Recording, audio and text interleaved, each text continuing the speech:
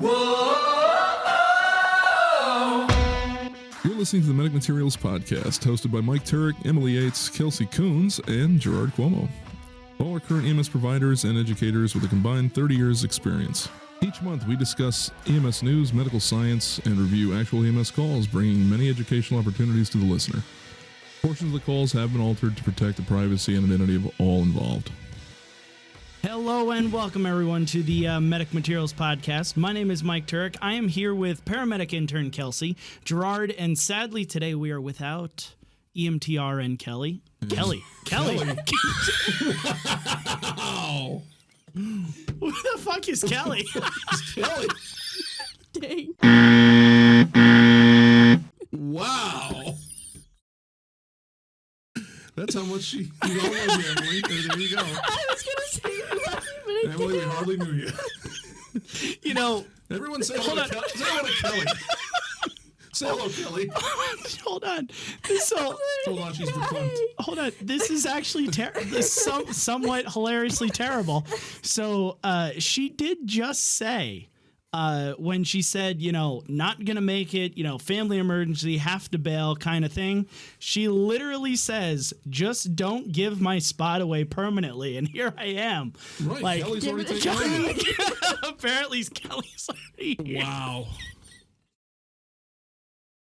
Well, for all you thinking about getting into EMS or you're just starting on your careers, that's kind of a good analogy of what you mean to the people you work for. Yeah, apparently. Dang. I was going to say we love you, Emily, but I can't speak for the table now. Yeah, ouch. Me and Gerard love you, Emily. Right? Turk likes Turk's Kelly. a dick. I'm sitting here. Kelly? No, she can't. She's very shy. Quiet. Yeah. Very shy. Very shy. It's the first time being here. I get it. I'm looking She's at got microphone shyness. I'm looking at the script here, and I'm looking as I'm saying this at Kelsey's name, and I'm like, in my brain, I've already said Kelsey, but there's K-E-L. Apparently, Kelly made the rest. So yeah, now you're making Kelly feel bad. hopefully, Kelly, you can figure out this call that we're gonna review today. Oh, I think she's gonna be on it. She's gonna be on it. Oh yeah. Oh yeah. White on rice. Oh yeah. There you go. Yeah. So let me shut up. Like I said, Emily will not be with us today. She had a family emergency, had to bail on the recording. No big deal. We're gonna tread through this call review with with apparently Kelly. We shall sally forth with Kelly.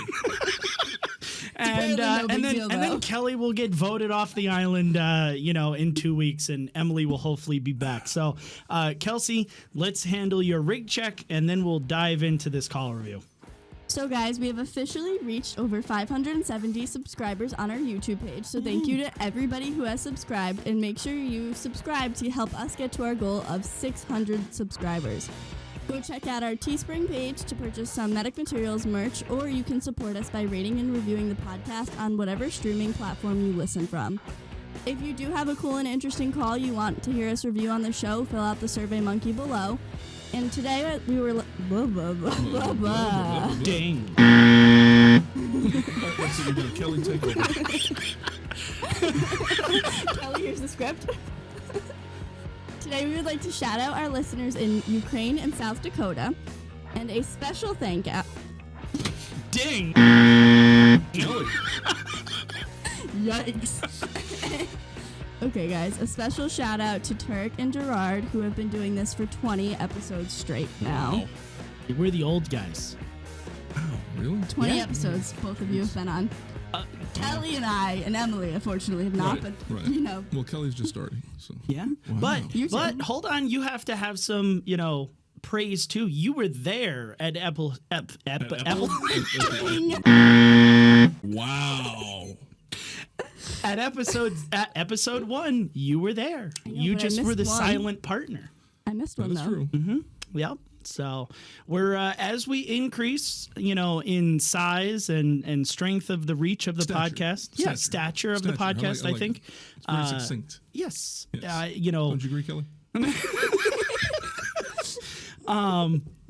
You know, it's one of those things you look back and 20 episodes is not very like, it's not a lot. It's not 100 episodes, but you know, it's you look back, it's really good content, and I'm proud that, you know, people are really engaged with the show. So I have to thank everybody who actually listens and talks about this, you know, amongst themselves. Like, I hear a lot of people going like, ooh, hey, you know, did you hear this? And let's talk about it at work or something. And I think that's really cool. Like, that's the dialogue that we try and do with these episodes. So in thanks, when we do actually get to 25, we're going to have a pretty spiffy episode. So in what, like a month and a half, 2 months? I think it's like September 15th. Yeah, we're going to have a very special thank you show for all of our listeners. So get excited. Get excited. You got 2 months to get there. So the paramedic students might not be as excited by then because they're going to be just starting and their hair's already going to be falling out. And, I shed like a dog as it is. well, you'll be fine. There'll just be more of me. Sorry, that's mine. Pulling off hair. Life will just become meaningless. Kelly knows. Black and void. She did it Kelly, last year. That's She why knows. she's so quiet. She's still in shock. So, let's jump into this call review, guys. We are heading back to Rusticville.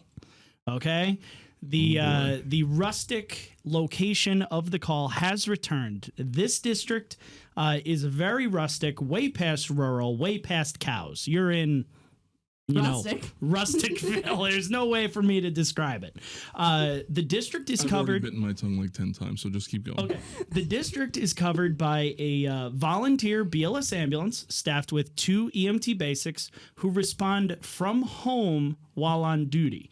They have a duty time. They're obligated to answer calls, but they're allowed to respond from home. There is also a paid ALS fly car that is staffed with 1 paramedic, and that paramedic is located with their fly car inside the volunteer ambulance building. So it's an interesting kind of like I know where hybrid. this is. Huh? I have a feeling I know where this is because I used to work there. Oh, there you go. So the hospitals in this area, there is a rural clinic. You can kind of think about it like an urgent care within the district that these guys cover. And the closest area hospital is 2 hours away. Yep.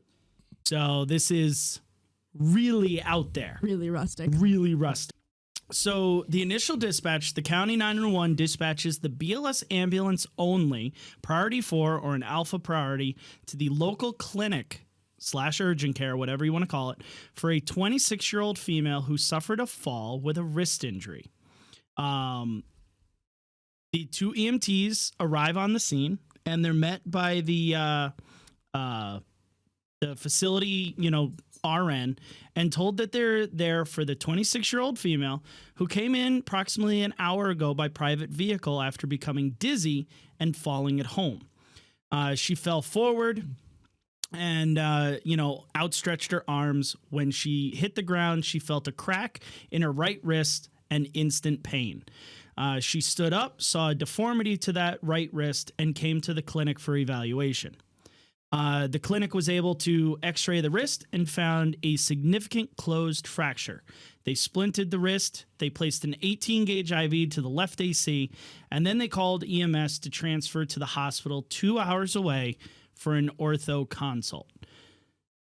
This is something that you don't typically see in like our realm of EMS. This wouldn't be like, you wouldn't get transferred for an ortho consult.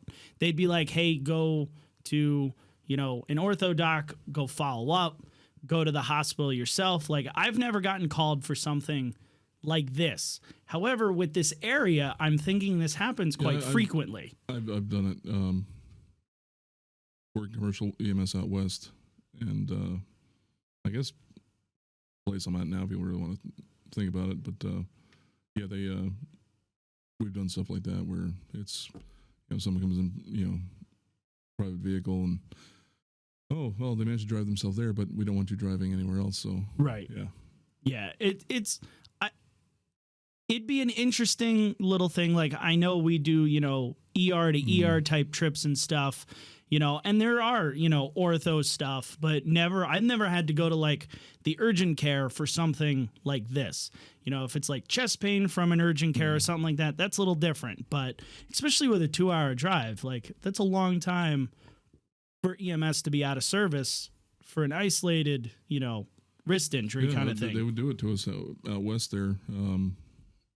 When I worked at Way Out West, if you remember that one. Wild West. Yeah, not the one that was just out west, the one that was way the F out west. Mm-hmm. Yeah, because all they had was a critical access hospital out there. So the moment you had doctors that were, you know, say, hey, you know what, this actually needs to be looked at by somebody, you'd have doctors that were less like couldn't give a shit, but the ones that actually cared, they'd ship them out, and like the nearest hospital was, you know, 45 minutes away. Right. 50 minutes away. Yeah. I feel like we're skipping over the fact that she was dizzy before she fell.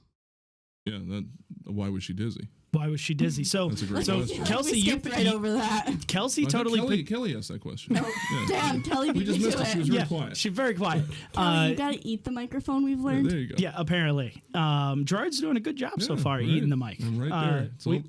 What do we put? Snosberry jam on it for you? Oh, yeah.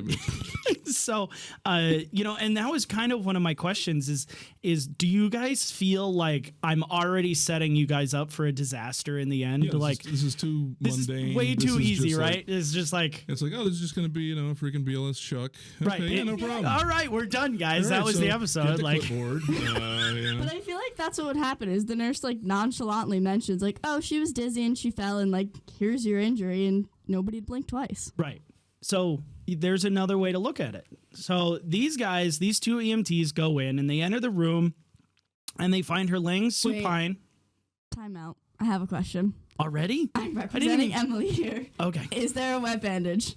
There's no wet bandage. No wet bandage on the arm. No wet bandage.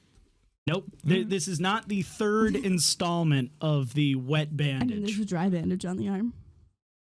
There is no bandage on the arm. I'm also thinking there is a splint and an ice pack on the arm. I'm also thinking like how she went down. I mean, I've taken falls from standing positions and I've never broken a bone. Shout out to my sister who was snowboarding on the bunny hill and never knew how to stop, so she leaned forward to stop and she broke her scaphoid bone in her get thumb. It, but that has some velocity to it. This is just from a standing position going down. I don't really know how much much velocity there was. She was on the end of the bunny hill. No, I'm just. It'd be like taking a step and falling. Yeah, no, I'm just wondering. You know, does she have any kind of like medical history that might have maybe some kind of brittle bones or something like that? Maybe there's something that we're missing. Okay, we will find out. All right.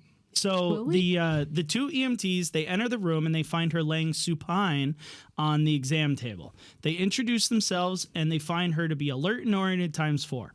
While she's laying there, the primary EMT begins their initial physical exam. Go them. Yep. They find that she appears to be there appears to be no other obvious trauma than the right wrist fracture. Lung sounds are clear. They're equal in all fields. There's equal chest rise and fall. They do note, however, there's some swelling to the right wrist. Ding. There is some swelling to the right wrist within the splint. Damn. Wow. Within the splint. I'm seriously going to give the mic to Kelly now. She can't hold the mic to me.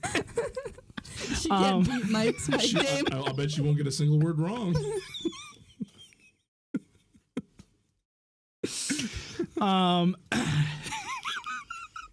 I'm going to give everybody 2 seconds to stop laughing from that because I'm sure every listener is laughing their balls off right now. I hope they are. Saying laughing your butt off. I would like to make that a point. Okay. So there is. Don't have balls. There's some. He doesn't have any balls, Cotton. They note some swelling to the right wrist within the splint and bilateral pedal edema that is non-weeping. I know. I'm trying. Kelly's stressing me out today. Okay, she's just staring at me like, God. It's like one of those freaking freak dolls, you know, sit off in the corner with the head's about to spin and. Seriously, You know? those porcelain dolls are creepy. She tells the EMTs that her wrist pain is a 5 on 10, but she also tells them that she is nauseous, feels like she must vomit, and that she's got a headache, which is around 9 on 10. Yeah, something else going on.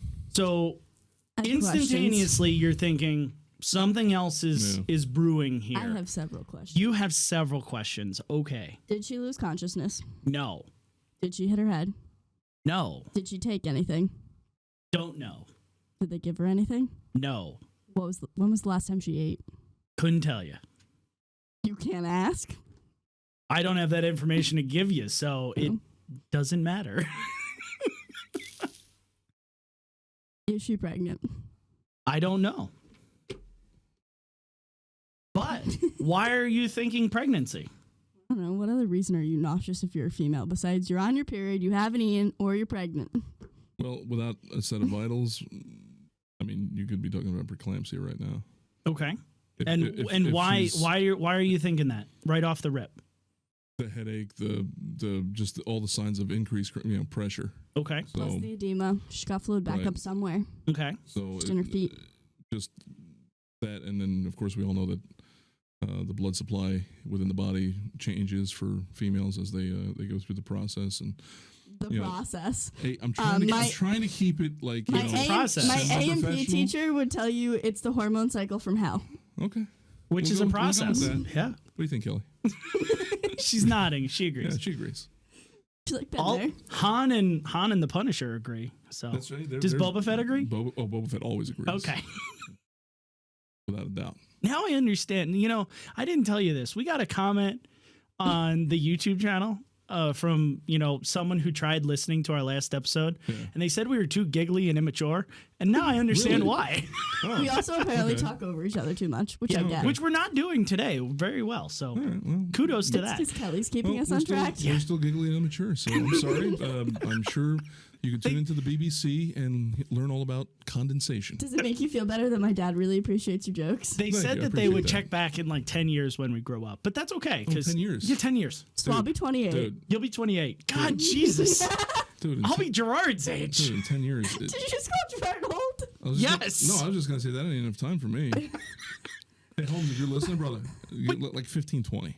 But really, I mean, EMS is this in every bay. So When we're keeping it real. When we started this show, like literally, it was like, do we want to do stuffy shirt, professional crap. bullshit, or do you just want to like talk to people like we're sitting out in the freaking bay shooting the shit after a call, and then that's the way we decided to do it. So sorry, dude, It's okay.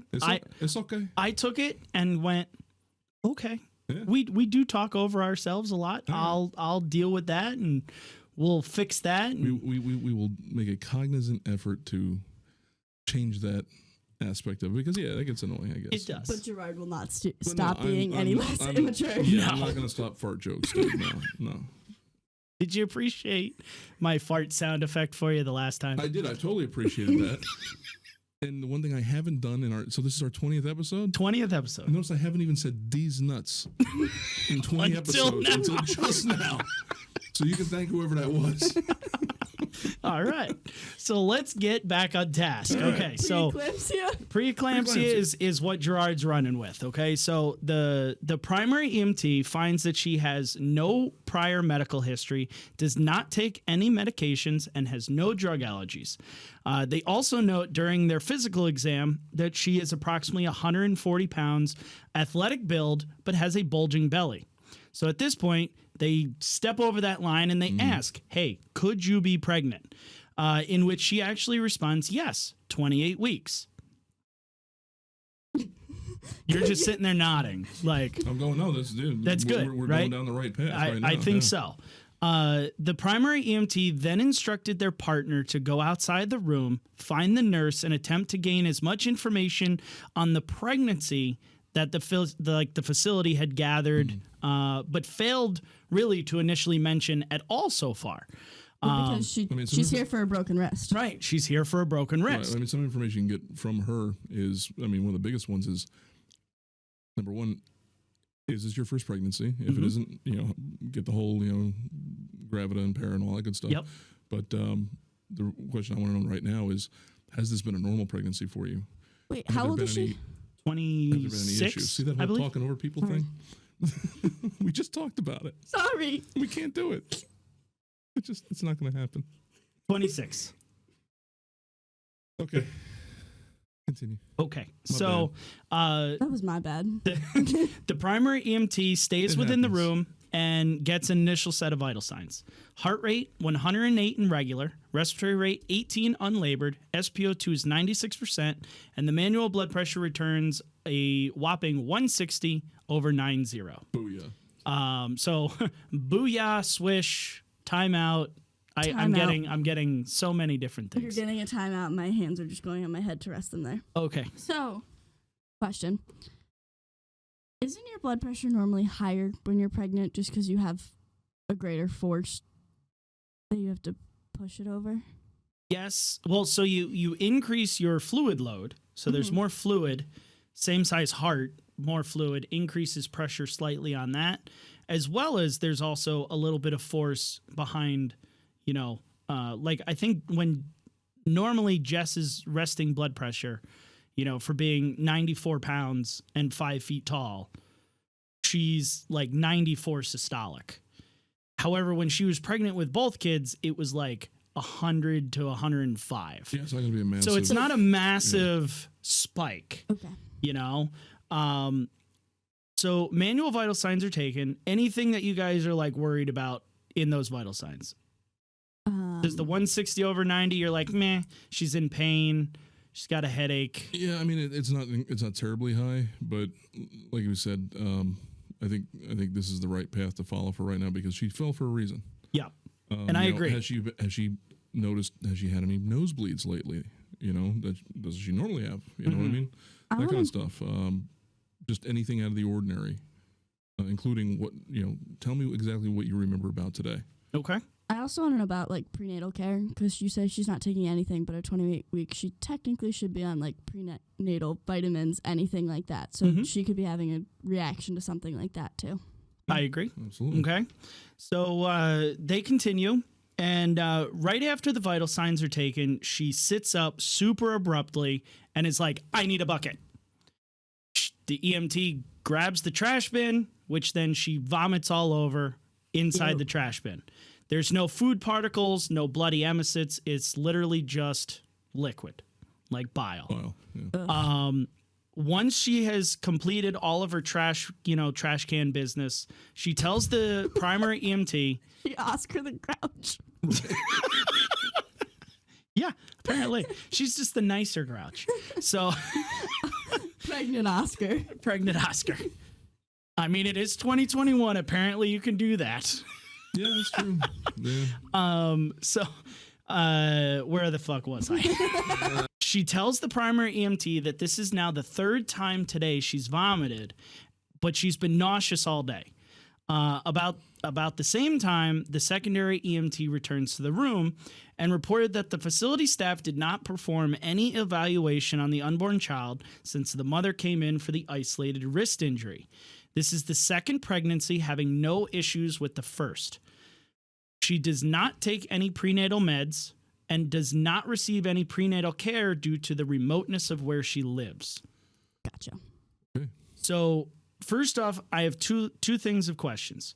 Is there anything specific developing in your guys' heads?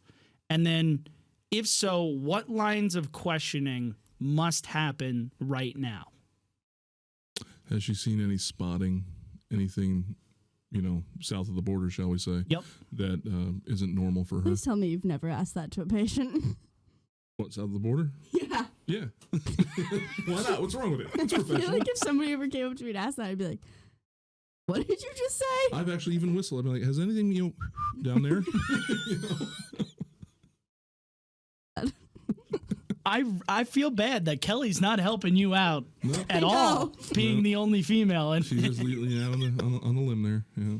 I just feel like I'd probably look at you like you had 10 heads. Like, I would get what you mean, but I'd be like, man, this guy's a professional. Mm-hmm. Yep. I mean, it is one of those, like, I don't want to ask you about this medically, but I know I have to. So, like, I get it. You know, there are proper ways to the ones where I've been like that. They're kind of in compromised positions. They're kind of embarrassed. There's a room full of men, and it's like, let me put a little smile on her face to make a chuckle. Yep. It's okay. We're good. Anything from you, Kels, that you're thinking at this point in time?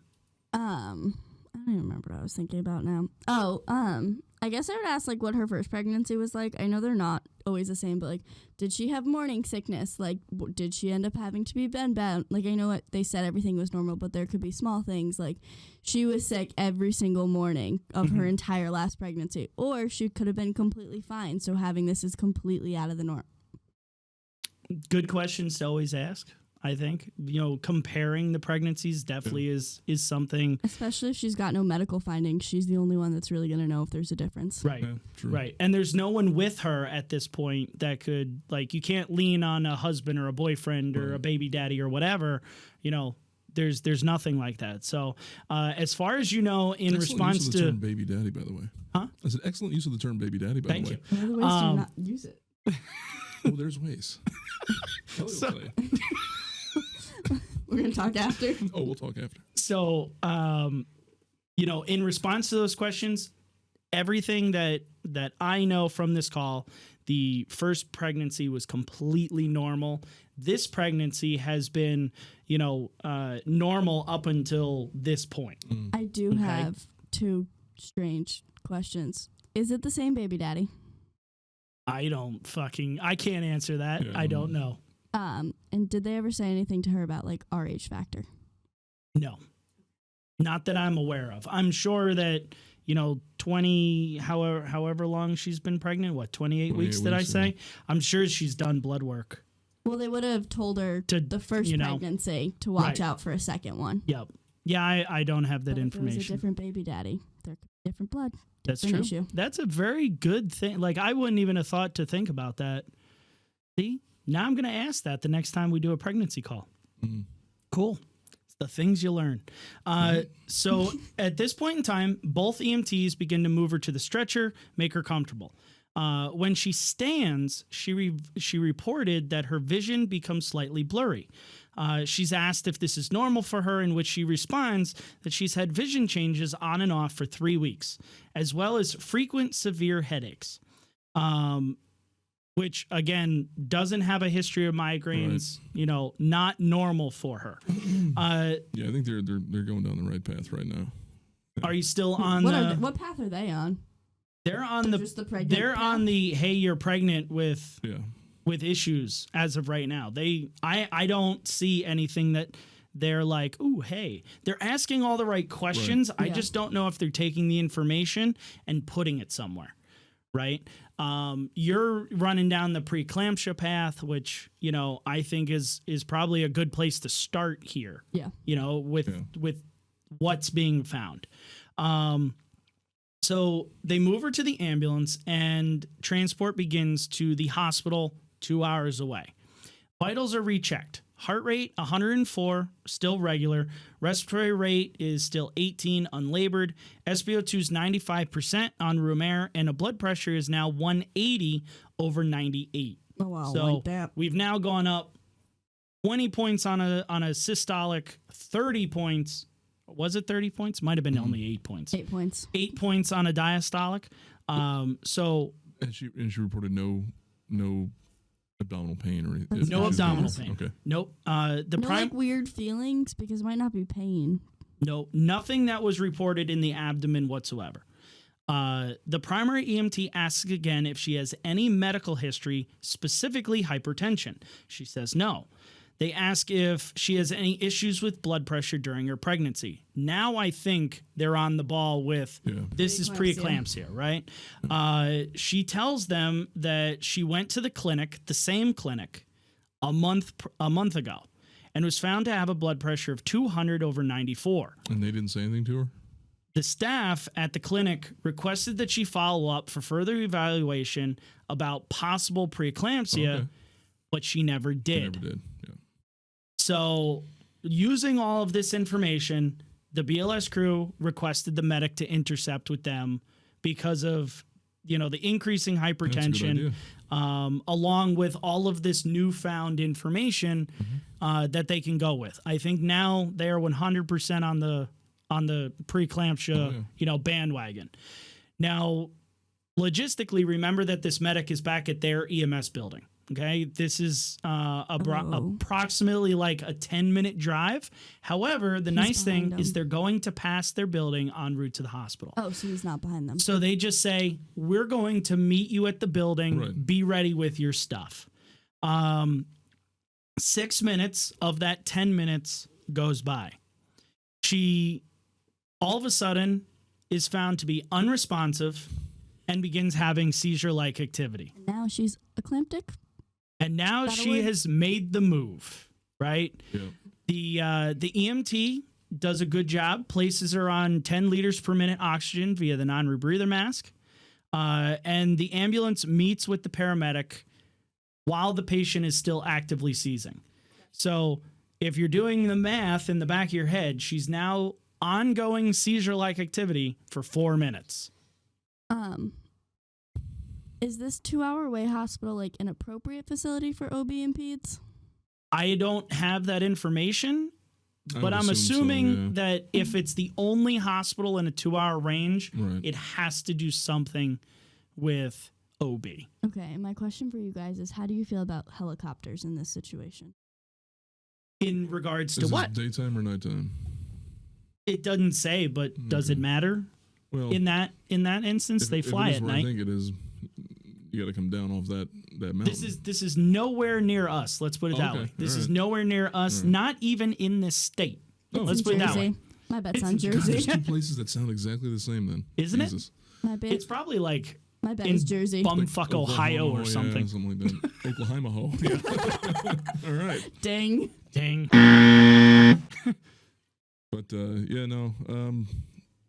honestly, at this point, I wouldn't say no to a chopper. Okay. And just being that it's the distance. Just strictly for, hey, she needs to be there sooner rather than later. Okay. Not because, they bring a better, bag to play with, but no, this is more of a time thing. I don't want her sitting in the back of this ambulance for the next 2 hours. I agree. Right? Is that kind of your thought process on why you're asking? I was asking you guys because, I don't know, wanted your opinion. Okay. I agree. In my mind, I'm like, wow, 2 hours is a really long time. Totally just ignored Kelly, though. Didn't even ask her a thing. Sorry, Kelly. Right? Kelly's nodding. Right?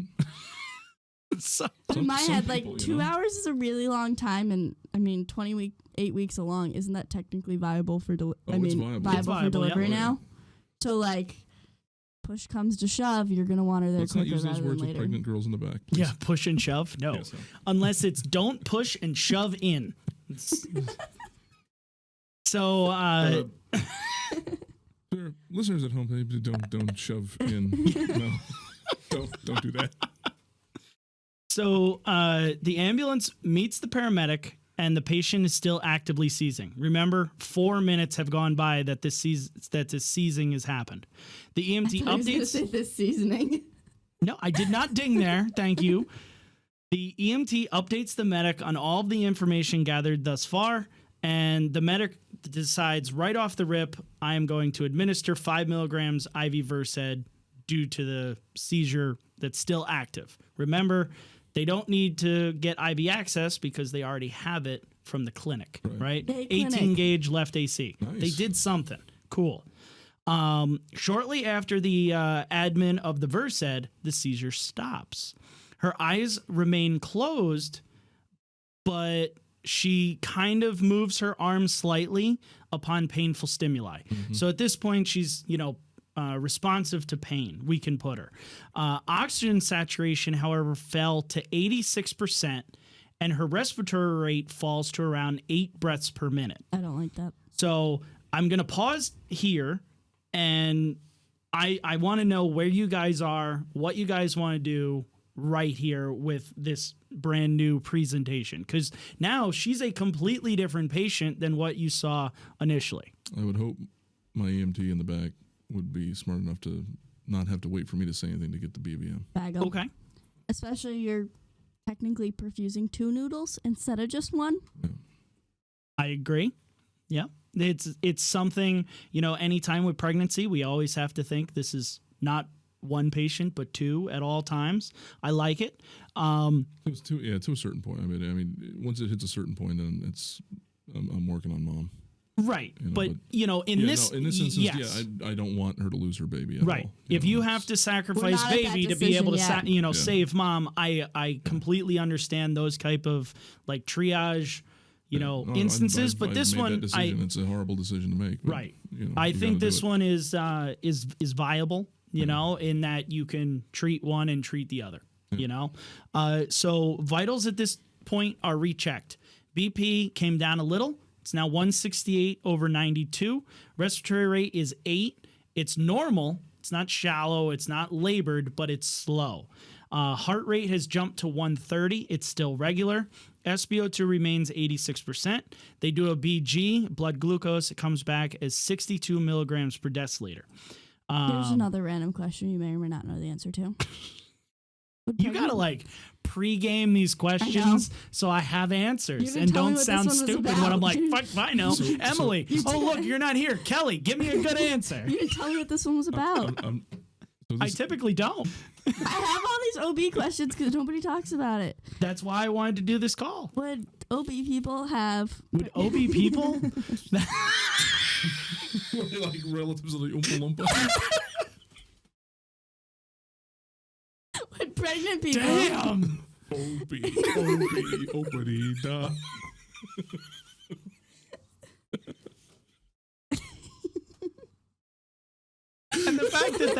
And the fact that song is copyrighted, so I can't even put it in the background, sucks. Wow, really? That sucks. Would pregnant people have a high or low blood sugar or just normal? So it really depends. Do they have, like an average gestational diabetes? Well, do they, No, do they have gestational diabetes? Right. And now they seized, and all of that activity, right? Every time someone has a seizure, they get a BG because you are using up so much energy with all of those, muscle, movements that you burn through sugar. Well, that's why I'm asking, 60, okay, it's a little on the lower side, but it's not, 10. Mm-hmm. But for pregnant people, are their blood glucose is normally 120 because they're dumping that much extra glucose in their body? Not really. Not really. Okay. I would not be concerned that it's 62. I wouldn't be like, oh, we got to dump, glucose into her to fix that. I would probably piggyback a little D10 in, just not a lot, but just a little bit, a little bit, just from the seizure alone. That would, for me, I'd feel better doing that just to get a little bit of sugar into her. Okay. So the EMT, as Gerard really, really wanted them to, is right on the ball, drops an NPA. Nice. Awesome. And begins bag valve mask ventilations, right? They connect it to 12 liters per minute supplemental oxygen, and they start going to Bagtown. Awesome. I didn't say Bangtown. Bagtown. Bagtown in general just sounds funny.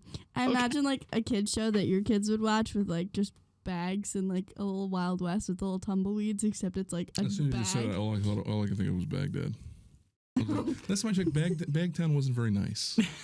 We were in 2 different places. Yeah, there. Seriously. 3 different places. I thought he was making a sexual innuendo. Innuendo? The medic. Even Kelly's laughing. The medic goes ahead and mixes 4 grams of magnesium in 100 bag of normal saline and begins an infusion of the mag with a 60 drop set over 20 minutes. Now he's doing that solely because of the eclampsia with the seizure and the hypertension. Absolutely. Right?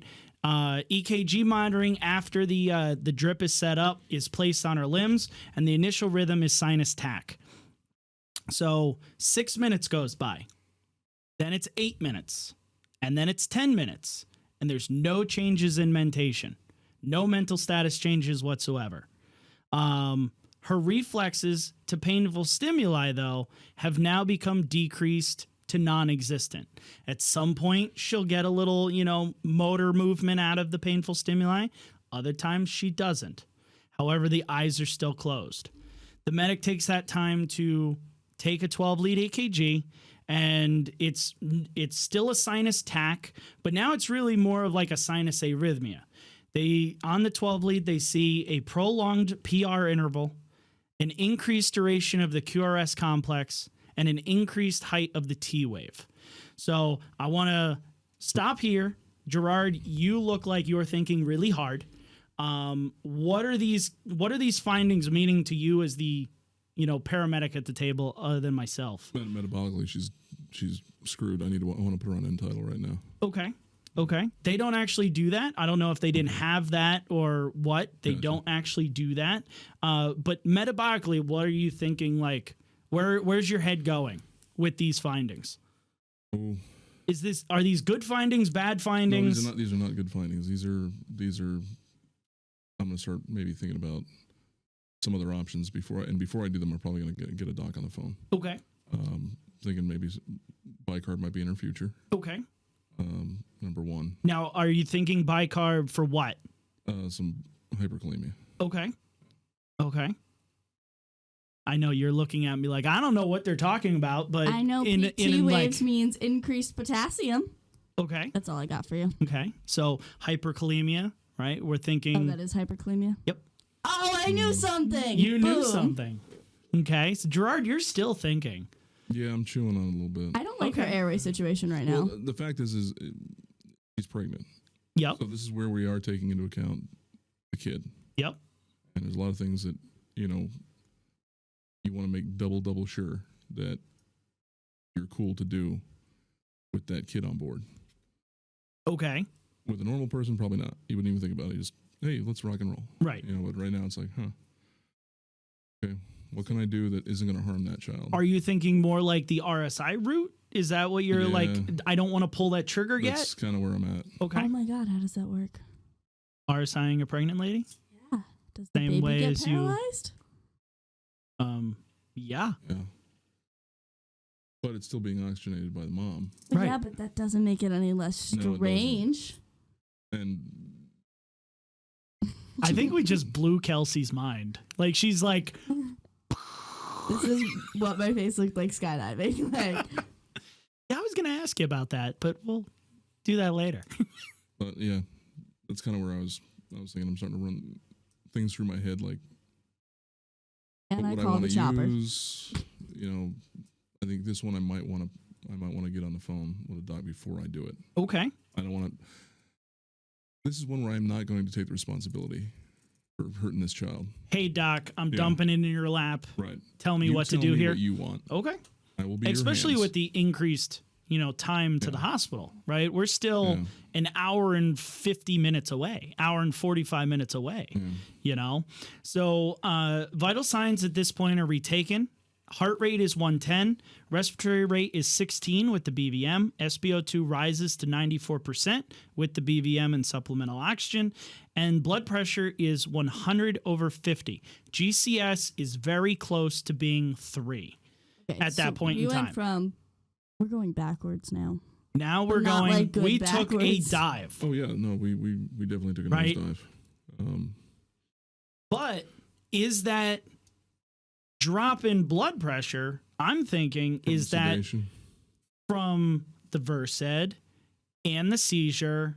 Well, the seizure typically will raise blood pressure, but the Versed will drop it. But you started a mag drip, right? Mag's going to tank a pressure, as well. So is that something that you're supposed to see? Or is this something worse? Like, this is, beyond what the mag would have done. I would expect to see some decrease, but I don't. Not a 60.1. I'm not going to expect. I would not expect to see that huge of a drop. Okay. So the medic tells the secondary EMT who's currently driving to now request an intercept with the nearest air medical. Thank you. Okay. They still have just shy of 90 minutes until they arrive to the hospital. Okay. Once, the air medical company comes back, they say they're on this route. give it, land ahead of us. I do like that. Hey, let's intercept with the helicopter. Right. We're going to sit here and wait for the helicopter. Right. So, Go paramedic. county, coordinates everything, and an LZ is set up approximately 15 minutes away on their current route. Awesome. Yeah. Okay. So they still have a 15-minute drive, but they're moving towards the helicopter. So that's pretty cool. And this paramedic actually takes Gerard's thought process and runs with it. Phone calls attempted to the local medical control line. However, because it's attempted. bumfuck Rusticville, there's no service. Yeah. So, Ohio, is that what it was? the medic, again, probably was channeling Gerard and being like, fuck, we live in a third world country, through his phone. Oh, yeah, you've heard me say it. Didn't try again, right? Didn't try again, and just continued to monitor their patient while en route to the LZ. Okay? So BVM ventilations continued. The mag drip is now completed. So they got the 4 grams over the 20 minutes. Okay. And that right there is another thing. Like we always talk about distracting injuries and stuff. In my former life, there were things that would happen in emergency situations where, you could be distracted by a 30-cent light bulb and cause a catastrophe. This is one of those things where I think it's a kudos to the medic. Absolutely. You know what? I tried. I can't get the doctor. I'm not going to be distracted from my patient anymore by, looking for bars, moving around the ambulance, see if I can get reception, and let that become like my sole focus. Okay, I tried. It didn't work. We're going to an LZ. My job at this point now is to keep her alive until we get there. That's it. Done. And I'm wondering, is this an area where they do like over the radio type things where they could have like called, dialed in the hospital and just been like, yo, I can't reach a med control doc on the phone. It's the same St. Louis. Who knows? I'm okay, just. But is the hospital going to say no? I don't know. I've never had to make that call. That's again like Gerard just waved. That's above my head. So was my joke, apparently. I didn't. Yeah. Yeah, it's all right. Okay. Somebody got it. Hopefully. Hopefully. Dang. After the mag drip's complete, vital signs are retaken. Respiratory rate and SpO2 remain unchanged. BP now fell again, 88 over 50. Yeah, we're not. Heart rate is now 110. EKG shows a slightly wider QRS than before and a taller T wave. That damn potassium. Yep, but there now is also a longer PR interval, which they didn't have prior. Right. Okay. GCS is now a 100% 3. The medic hangs 1,000 bag of normal saline, opens it wide open with a 10-drop set. Probably because 88 over 50. Why not? Okay. Well, yeah. Right. They Second arrived. line. No second line was done. Right. 18 gauge did everything. So thank God it was. I do have a question. What does her belly look like? Pregnant. Has it changed? Nope. So they arrive at the LZ and they meet with the air medical team. The entire, blood in it. Huh? Well, no, actually, it's not a bad question. I didn't think it was a bad question. Has anyone actually inspected her lower abdominal area? No. Or do we know if she's bleeding out?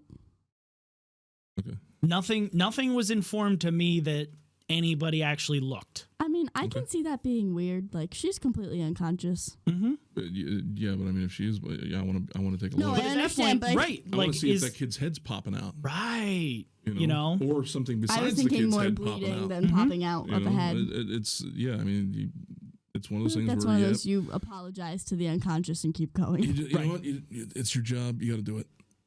Man up. I think you guys are 100% on the ball. But I can see like the awkwardness there, where you're like, well, there's a flight crew.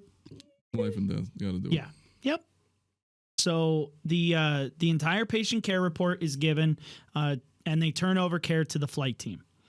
The flight team, with the story, believes that she's got toxic levels of not potassium, but magnesium, and administers 1 gram of calcium gluconate over a 2-minute IV push. They move her to the aircraft, and they finish the transport to the original hospital. Now, The only update that I can give you guys, I'm not going to leave you like I did last time with a cliffhanger of I don't know. The only We had some update. very angry listeners after that. Did we? I'm Yeah. sorry. So the update that I can give is that the flight team did not have to intubate her, which is surprising. Wow. Yeah, which is very surprising. Wow. Apparently, once they got her into the aircraft and they started to lift, she started to overbreathe the BVM. Okay. And the respiratory rate increased on her own into the teens.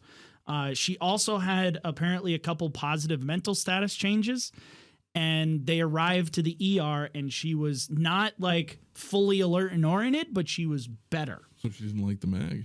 She's So like a apparently, mag she probably didn't like the mag. Wow. So that, I don't have any, like they didn't start any other meds that I know about. Yeah. They didn't, give me any other vital signs or anything for me to be like, hey, this totally fixed her.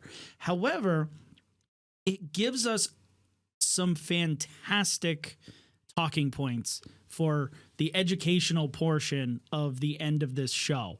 In that, first, I want to go in order here. So you're like, mag, I'm going to get to it. We got to talk preeclampsia versus eclampsia, right? Preeclampsia is a condition within the pregnant, female that's marked by 3 markers: hypertension above 140 milligrams of mercury systolic, right? She was 160, 200 3 weeks prior. Okay. Protein in the urine, which there was no lab work for them to ever be like, hey, is her protein, found in her urine, and edema to her hands and feet. She had edema to both feet. Okay. Now, edema within pregnant females is normal. Right. However, it's usually increased in the preeclamptic pregnant woman. A little statistic: 1 in 200 women will develop preeclampsia, and it is statistically higher post 20 weeks into pregnancy, as well as during the woman's first pregnancy. So she kind of fits in the 20 weeks post, but she does not fit in that it's her first pregnancy this case. I believe bigger girls are more susceptible as well. Yes. Yeah. Other signs and symptoms include headaches, which she had, dizziness, nausea, vomiting, mental status changes, and abdominal pain. She had all of those minus the abdominal pain, right? The move to the eclampsia happens once the patient suffers the seizure. The seizure is the key. The seizure is the key to move one to the other. Typically, women who are, and this was the thing that I never knew. And researching, I thought this was really cool to take into the field with me. Typically, women who are near the point of a seizure that are preeclamptic will complain of vision changes and the severe headache. Oh, bingo. Those are the like, hey, that's my aura. Right. I feel something, to know that the seizure will probably happen soon. Okay.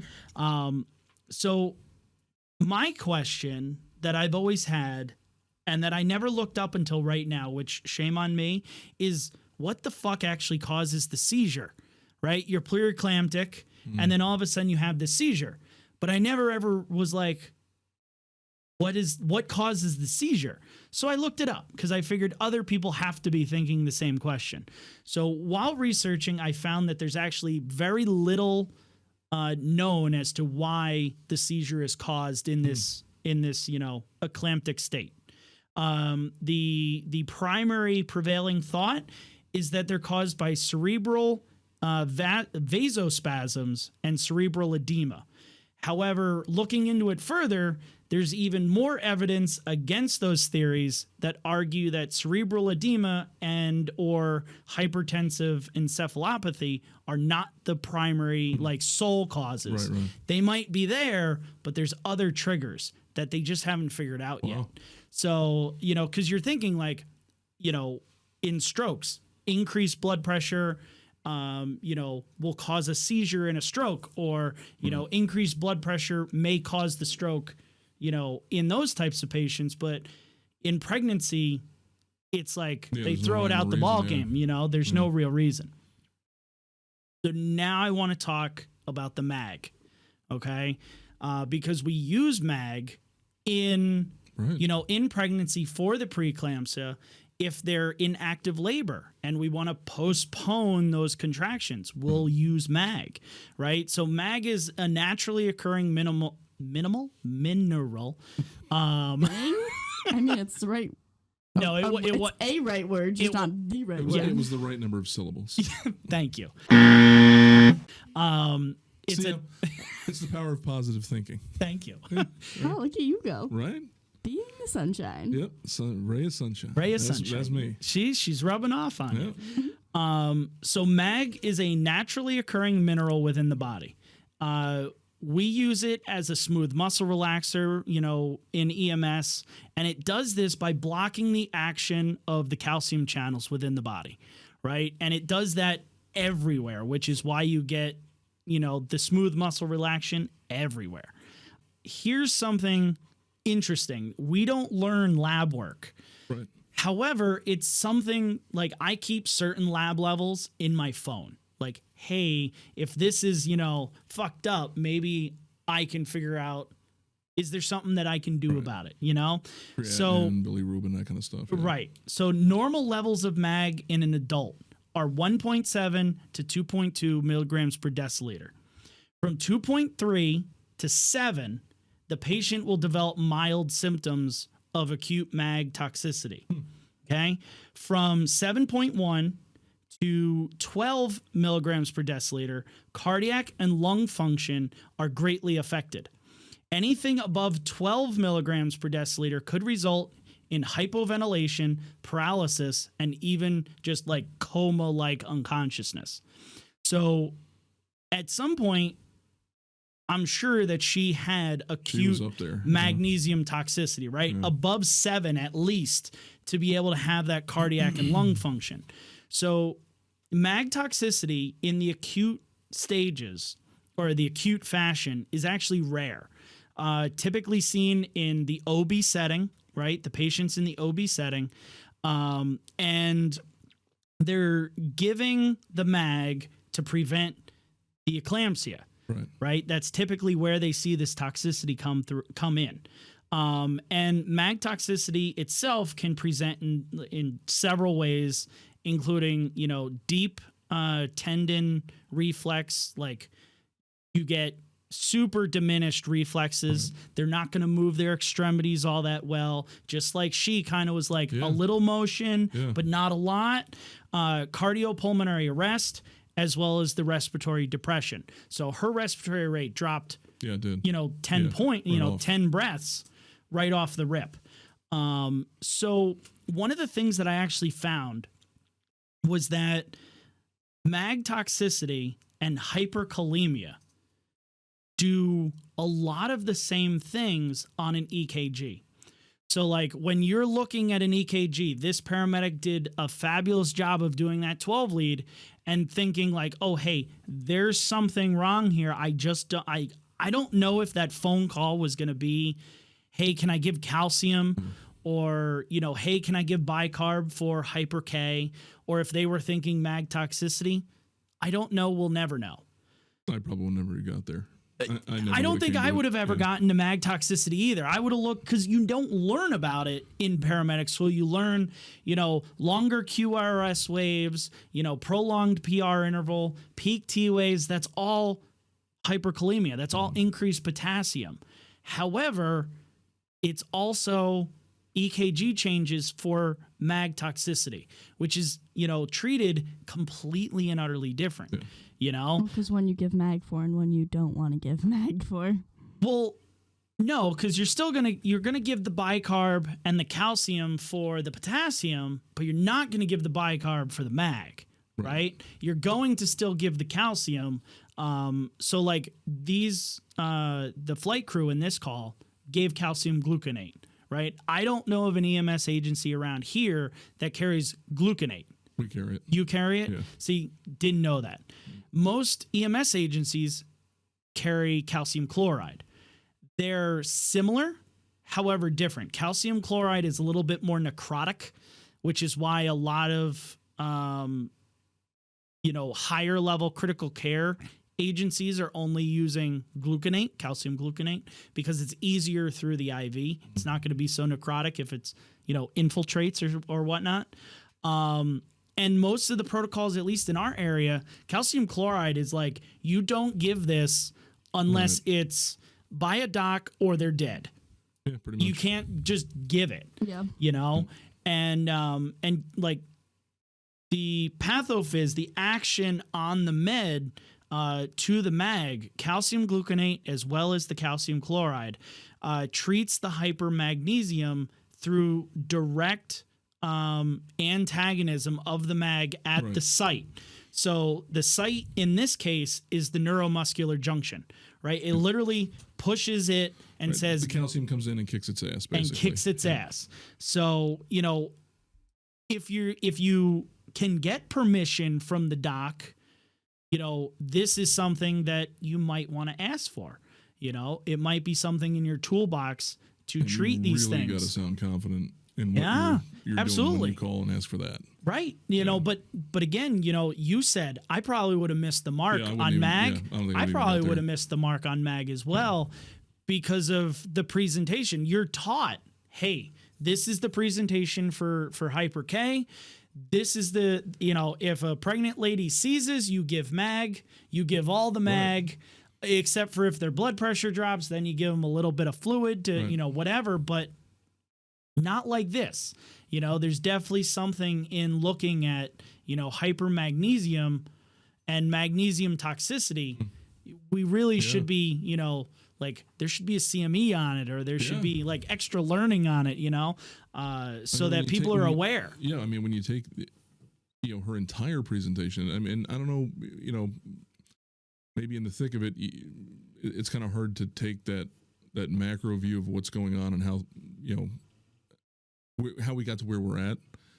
Because, sometimes when your hands are full, you're busy, doing what you got to do and you're bouncing around and all that good stuff. But maybe there is something that needs to be introduced into training that, especially dealing with a pregnant female like this, that, okay, you've given mag, all this stuff,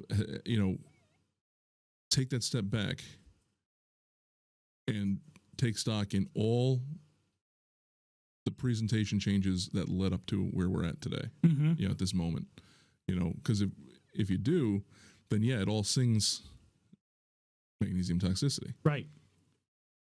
But only if you're aware of it, and that's the thing, like only if you're aware of it. Otherwise it's masked as something else, or it's one of these calls where, I walk into the ER and the doc goes, hey, what's going on? And I'm like, fuck if I know. Yeah, you figure it out. She's trying to fucking die on me. I got her here. It's now your problem. Right. So it's definitely something where, maybe I should make a video about it, and I do a little bit more research and put out a video on it. But at least it's one of those things where it's just like out of the effing blue. But if you pick up on it, you're a fucking rock star. Yeah, man. You can do the strut into the freaking hospital. Yeah, you can. You know what I'm talking about.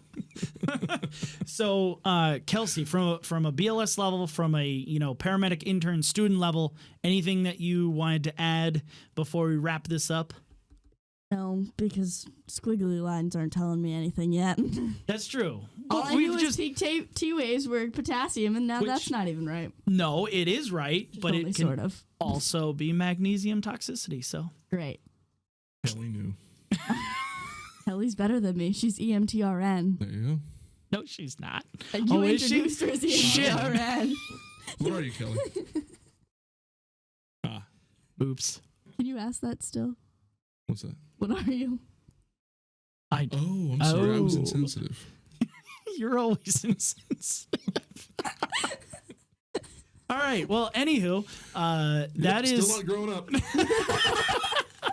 Nope. It hasn't happened in the last hour. It's sure as hell probably going to happen in the next 10 years. So. Nope. It's okay. Yep. Maybe they'll come back and. Nope. Probably not. When we're done here, I'm going right upstairs and playing with your kids' toys. That's okay. Yep, They're Star Wars toys. That's it. So it's worth it. All right, guys. We will see you in 2 weeks. Stay strong. Donuts. Thank you for listening to today's episode. If you'd like more information on the podcast or to send us a call to review, visit medicmaterials.com/podcast. To learn more information, like us on Facebook at Medic Materials EDU, or watch our weekly instructional videos on the Medic Materials YouTube channel.